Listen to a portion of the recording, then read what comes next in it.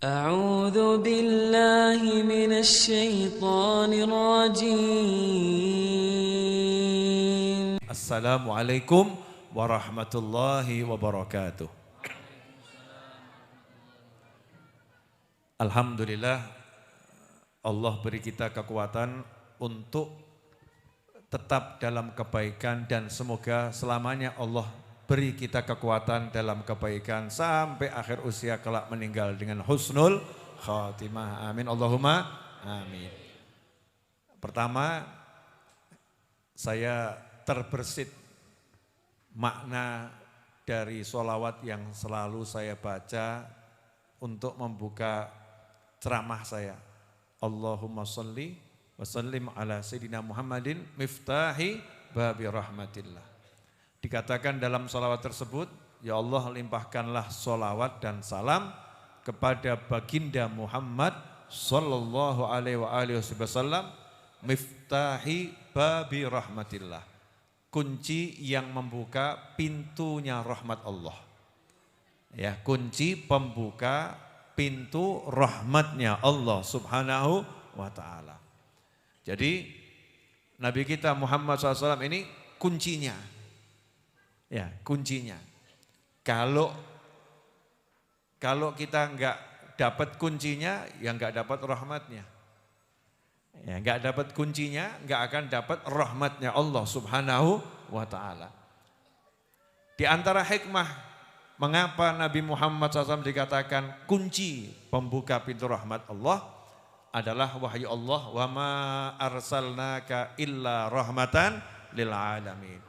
Tidak kami utus engkau melainkan sebagai wujud rahmatnya Allah bagi segala sesuatu selain Allah, bagi alam semesta. Artinya kalau Rasul enggak diutus, Allah enggak akan merahmati.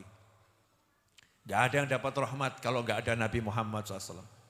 Maka begitu Allah menetapkan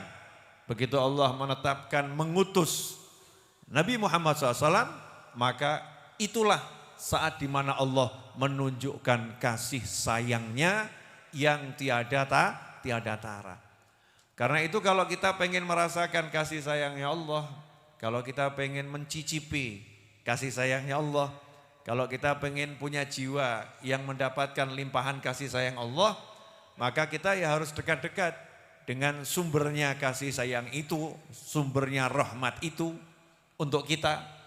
Karena kalau kita bicara rahmatnya Allah, berat ya, rahmatnya Allah ini sangat unlimited. Nah Allah beri rahmatnya di jagat raya ini wujudnya adalah Nabi Muhammad SAW. Maka siapa dekat dengan Nabi Muhammad SAW, dia akan semakin banyak merasakan rahmatnya Allah subhanahu wa ta'ala. Rasa tenang. Ini rahmatnya, di antara rahmatnya Allah itu, orang yang dapat rahmatnya Allah hidupnya tenang. Ya, di antara rahmatnya Allah ini contoh rahmatnya Allah. Kita kan mengartikan rahmat kasih sayang ya. Tapi kasih sayang itu seperti apa itu yang dimaksud? Kalau ada orang meninggal dunia, biasanya itu suasana duka berlangsung lama atau sebentar? Biasanya berlangsung sebentar, gak lama. Bahkan jenazah dimakamkan, balik ke rumah sudah bisa ketawa. Itu termasuk rahmatnya Allah. Karena kalau enggak dihilangkan tuh rasa duka, manusia enggak akan bisa hidup di muka bumi ini.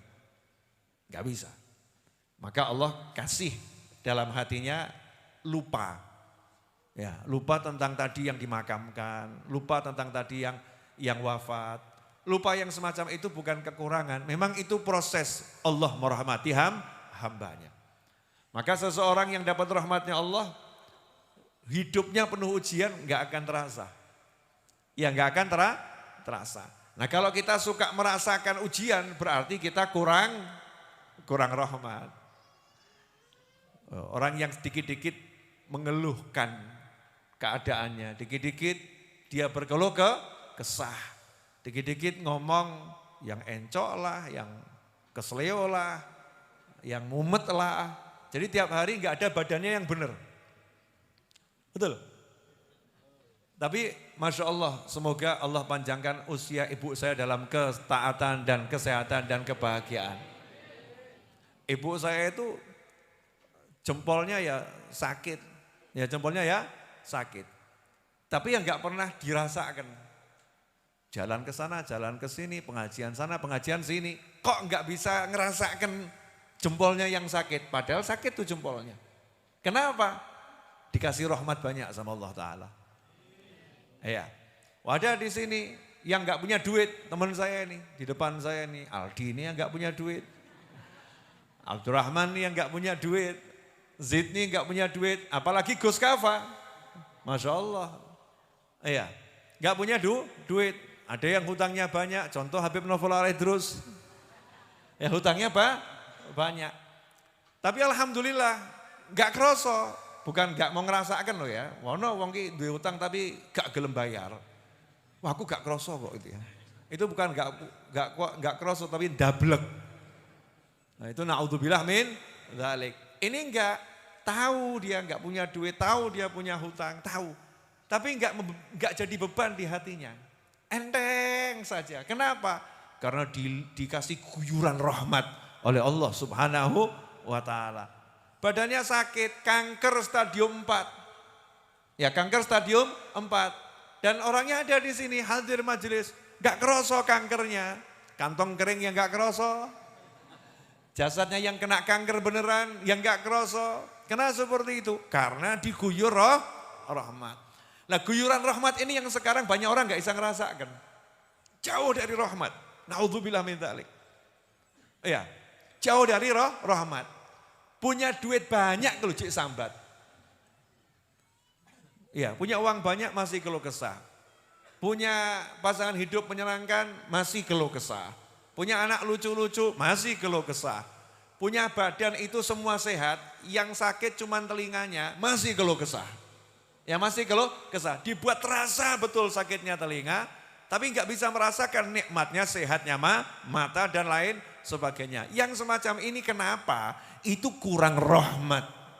Ya kurang rahmat. Kenapa kurang rahmat? Karena jauh dari Nabi Muhammad SAW. Jauh dari Rasulullah. Berarti kurang sholawat, ya kurang sholawat, kurang kenal Nabi Muhammad SAW.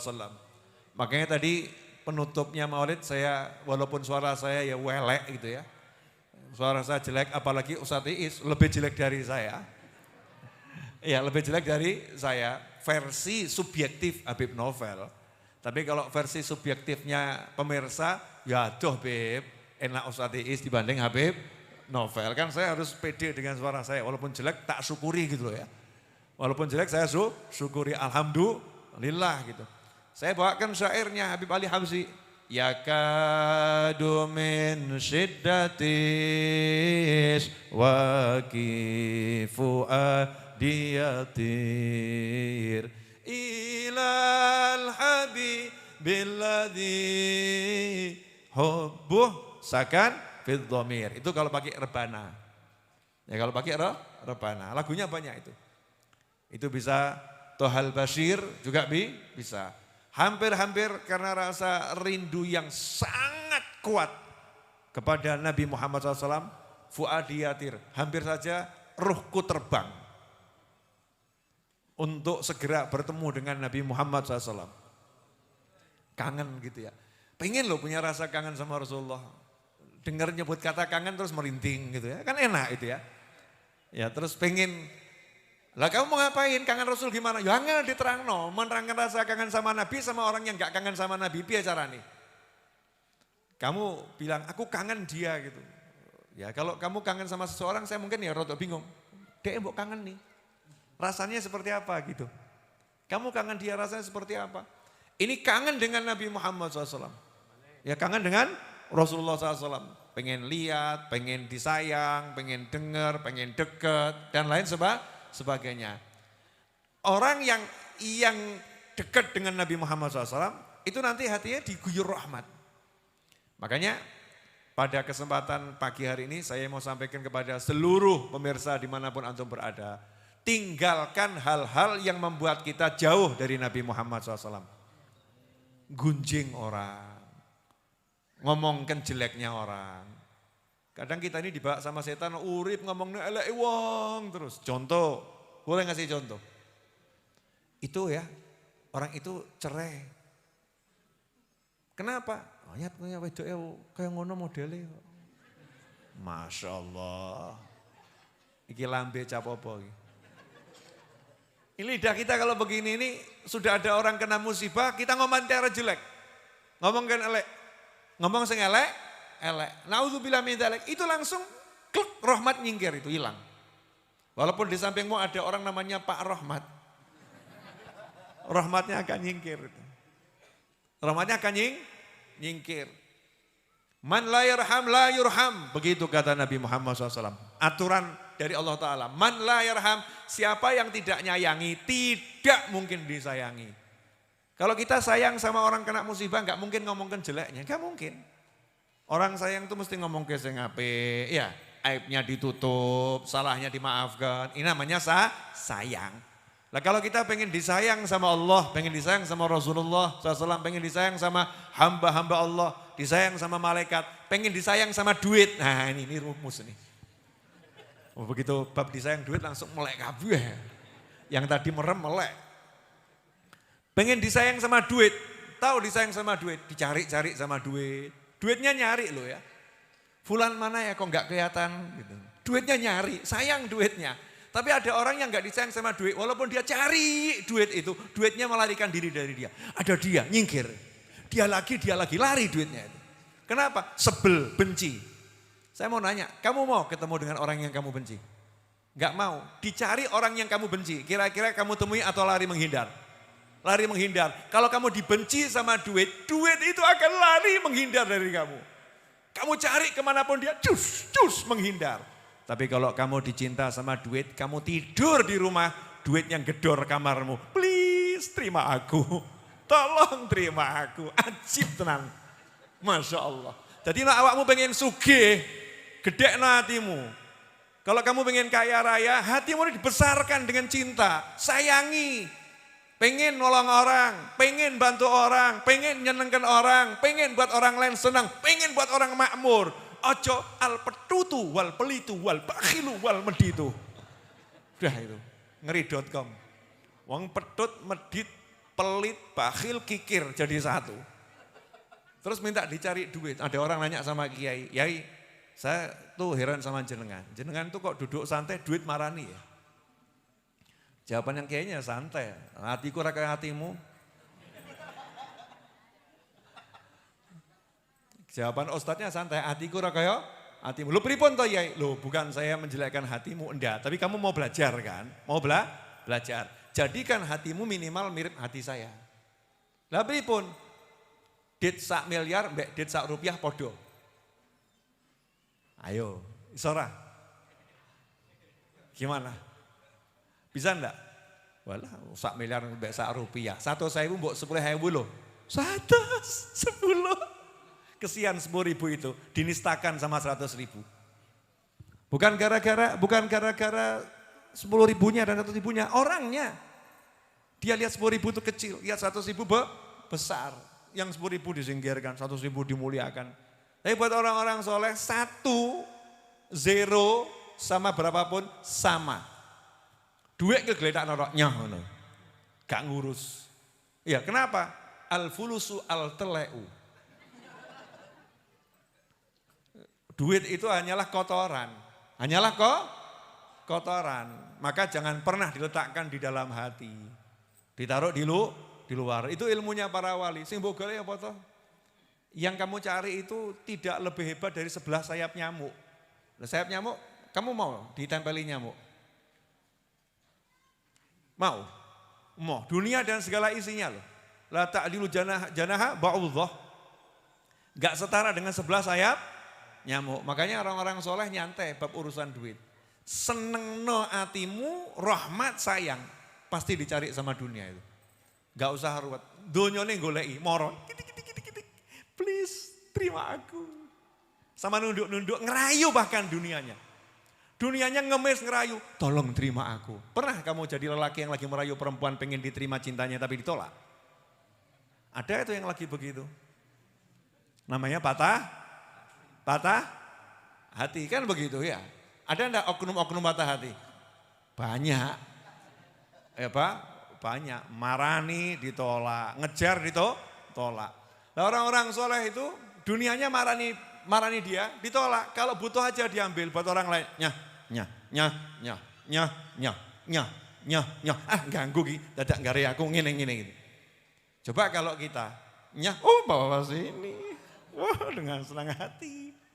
Nyarinya capek. Nah itulah bedanya hati. Orang soleh sama orang biasa. Hatinya penuh kasih sayang, rahmatnya Allah Ta'ala. Makanya kalau kita pengen semuanya enak, hatinya harus penuh rahmat. Biar penuh rahmat, harus dekat dengan Nabi Muhammad SAW. Karena yang punya rahmat, Allah kasihkan rahmat itu ke Nabi. Kuncinya ke Rasulullah. Jangan ngomongkan rahmat miliknya Allah, betul. Rahmat miliknya Allah, tapi yang dikasih siapa? Yang dititipi siapa? Wa ma arsalnaka illa rahmatan lil alamin. Berarti yang dititipi rahmatnya Allah siapa? Kanjeng Nabi Muhammad SAW. Nah makanya kalau ada orang kok mumet golek rahmat, berarti gak kenal Nabi Muhammad SAW. Yang kenal Rasulullah SAW nyantai-nyantai saja. Jelas semuanya? Apa? Duit. Kalau bab duit jelas, mohon maaf ya. Saya bahas rahmat pakai urusan duit biar nyantol. Ya karena kadang-kadang itu ada orang nanya, Bib, ya iya Ustadz, nanti boleh dipotong di share. Ada orang nanya, Habib, ya iya Ustadz, wirid sudah saya baca, zikir sudah saya baca. Tapi kok saya aktif miskin ya? Aktif miskin loh. Apa salah saya? Coba cek. Coba cek. Kedekatanmu dengan Kanjeng Nabi Muhammad SAW itu seberapa? Termasuk kedekatan dengan Rasulullah adalah cinta pada sahabatnya, cinta sama keluarganya. Jadi kalau enggak cinta sama sahabat Nabi, enggak cinta sama Nabi, dijamin jauh dari Nabi Muhammad SAW. Karena itulah Sayyidina Abu Bakar As-Siddiq radhiyallahu anhu, beliau mengatakan, aku akan mendekat kepada Allah dengan cara berbuat baik kepada keluarga Nabi Muhammad SAW. Kenapa? Ngerti kuncinya. Yang ngerti kuncinya. Nah kalau kita sudah banyak sholawat, banyak niru akhlaknya Nabi Muhammad SAW, ya insya Allah itu rahmat akan diguyur. Kalau rahmat sudah diguyur, Masya Allah, namanya apa? Disayang. Orang disayang itu enak enggak? Enak. Kalau jatuh diapakan? Ditilii. Ada orang disayang jatuh, diparani, ditilii, dilus-lus, ditinggali. Betul? Itu orang yang jatuh kalau disayang. Tapi kalau jatuh enggak disayang, syukur. Kurang banter tibone. Kok jek urip ya? Itu jatuh enggak disayang. Kalau jatuh disayang, kesenggol dikit saja, kesiannya. Kepleset dia itu, kakinya tergores aja tuh, wah ngomongnya lebih gitu ya. Kenapa? Karena sayang. Nah bayangkan tuh bagaimana orang yang disayang oleh Allah Subhanahu Wa Taala. Makanya itulah yang harus kita lakukan. Nah sekaligus saya mau minta tolong boleh? Ya. Kemarin sore saya minta tolong ibu-ibu doa itu alhamdulillah kabul. Jadi maghrib kemarin visa saya sudah turun. Alhamdulillah. Tapi mangkat apa ora gak ono sing ngeruh. Jangan percaya sama visa, percaya sama Allah Subhanahu wa Ta'ala. Dia doakan saya dan rombongan bisa sampai ke Madinah, sampai ke Mekah Al-Mukarramah dan bisa kembali ke Majelis Ar-Raudhah. Sehat, selamat, enggak repot. Terus disangoni sama Allah dengan sangu-sangu batiniah dan lahiriah. Ya, semua serba mudah, semua serba enak. Duduk dimanapun dicintai. Berada dimanapun disayang. Kondisinya apapun, ya selalu dalam guyuran rahmat. Dan mudah-mudahan yang mengamini dapat yang lebih. Daripada yang minta doanya. Amin Allahumma amin. Kemudian saya minta tolong Kamis depan tetap hadir. Maulid seperti biasanya. Kemudian Jumat malam saya masih ngajar. Jumat malam saya ngajar secara offline insya Allah di Majelis Ar-Raudhah. Jumat berikutnya insya Allah Habib Muhammad yang ngajar didampingi Habib Novel Alidrus secara online. Tetap saya akan ngajar, insya Allah. Dari mana? Ya mbuh. Oh, saya nggak tahu saya ada di mana. Pokoknya nawaitu ngajar. Pengajian Rebu sore jalan seperti biasanya, insya Allah. Yang ngajar diantaranya Ustadz Iis. Kalau nggak mau ngajar Ustadz Iis, langsung saya pindahkan ke tempat yang jauh sekali. Tak suruh ngajar di pedalaman mana nanti. Ya, ini Ustadz Iis harus belajar dari sekarang untuk ngajar durasi 45 menit. Tanpa qasidah, tanpa sholawat munjiah, dan sholawat yang lain. Murni ngajar ilmu. Itu Ustadz Iis. Hari Rebu 45 menit durasinya. Setuju ibu-ibu? Alhamdulillah, ternyata banyak yang ngefans sama Ustadz Iis. Ini bukti, betul ya? Banyak.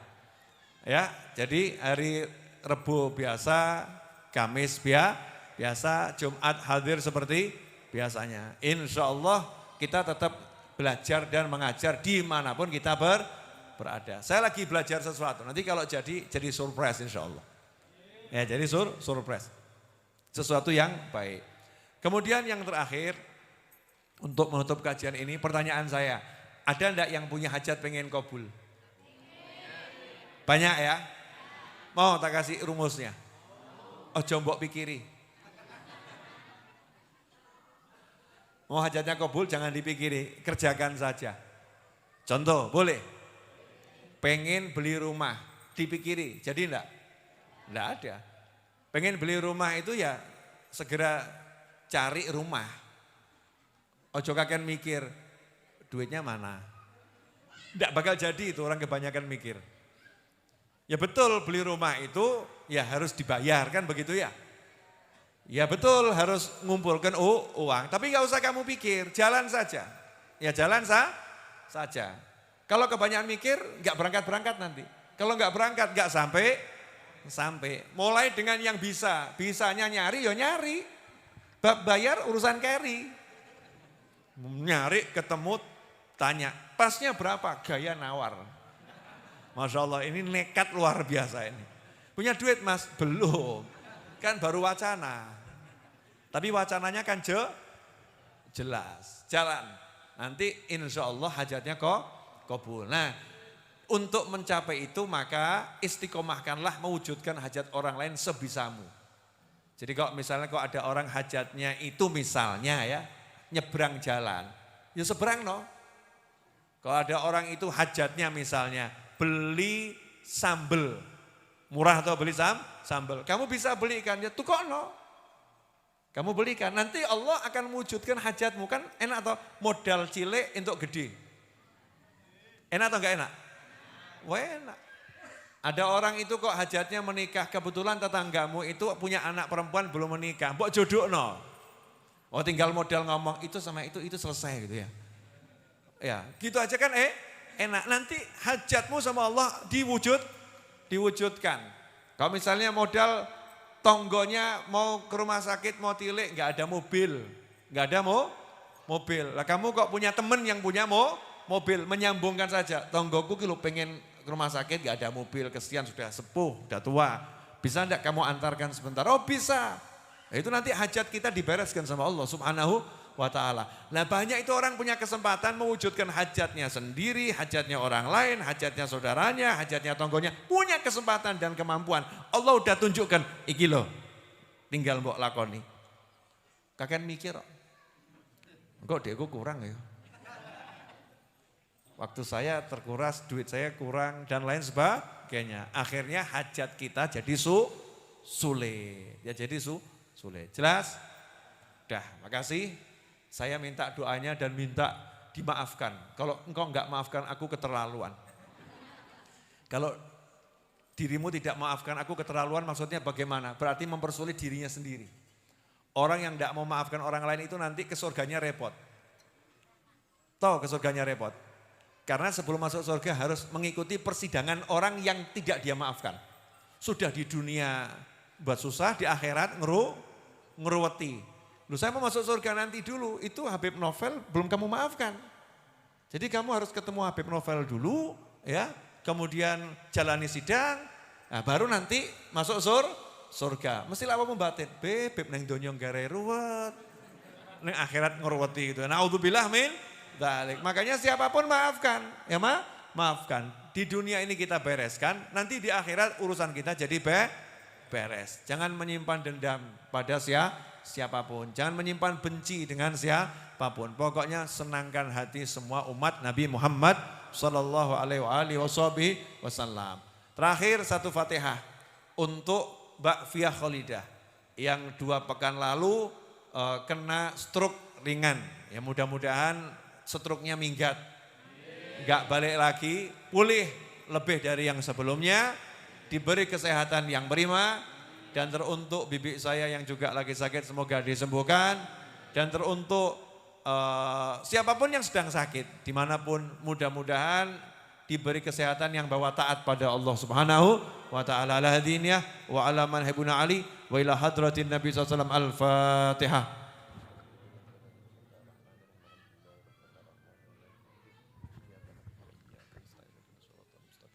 Suratul ladzina an'amta 'alaihim ghairil maghdubi 'alaihim. Wassalamualaikum warahmatullahi wabarakatuh.